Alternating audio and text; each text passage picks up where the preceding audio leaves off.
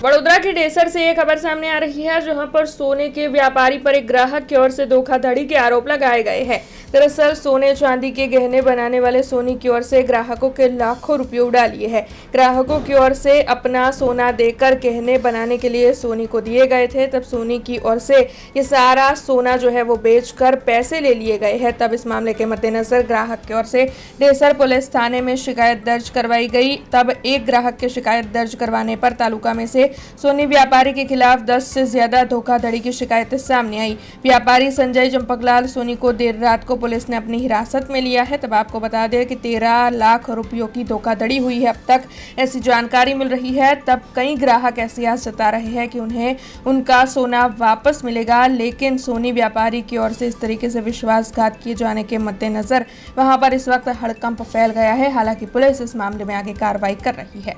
ચાવડા શૈલેષકુમાર છત્રથી હું મૂળ સિન્નામુવાડાનો રહેવાસી છું અને આજથી લગભગ ગઈ સાલ 7/8/2025ના રોજ મેં મારી જૂની રકમો બનાવવા માટે થઈ સંજયભાઈ ચંપકલાલ સોનીને ડેસરમાં આપી હતી, જે આજ સુધી એને પરત આપી નથી।